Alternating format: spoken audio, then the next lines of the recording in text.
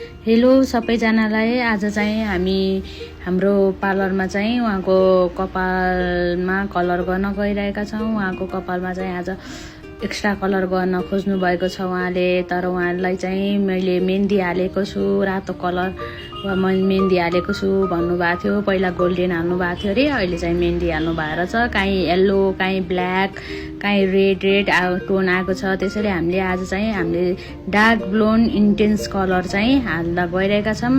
अनि उहाँको रातो कपाल काहीँ गोल्डन भएको भएर उहाँलाई चाहिँ हामीले अगाडि अरू कलर कुनै पनि नगरिदिकन यही कलर मात्र गरिदिएका छौँ। हेर्न सक्नुहुन्छ उहाँको कपालमा उहाँले चाहिँ हल्का मलाई पर्पल कलर जस्तो बनाइदिनुहोस् भन्नुभएको थियो। त्यही भएर हामीले 6.22 को इन्टेन्स कलर हालिदिएका छौँ र उहाँको रिजल्ट उहाँले सोचे जस्तै, उहाँले भने जस्तै आएको छ। उहाँलाई एकदमै यस्तै कलर चाहिएको थियो। हजुरलाई पनि यस्तै रातो मेहन्दी कलर हाल्नु भएको छ भने अहिले चाहिँ हाम्रो सिजल पार्लरमा चाहिँ हजुरहरूले जस्तो चाहेको गोल्डन, यस्तै हल्का पर्पल, कफी जस्तो चाहनु भएको छ, रातो कपाल छ भने पनि अब आउन सक्नुहुनेछ।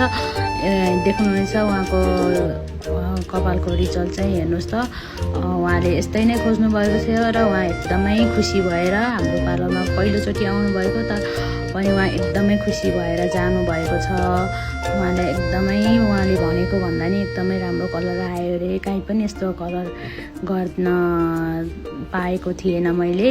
हजुरले एकदमै राम्रो कलर निकालिदिनु भयो भनेर जानुभयो। अब यस्तै गरी हजुरहरूलाई पनि मैले मेहन्दी हालेको छु, रातो कलर छ भनेर हजुरलाई टेन्सन छ, कुनै कलर आएको छैन भने चाहिँ अब चाहिँ हजुरले चाहेको कलर आइसकेको छ है।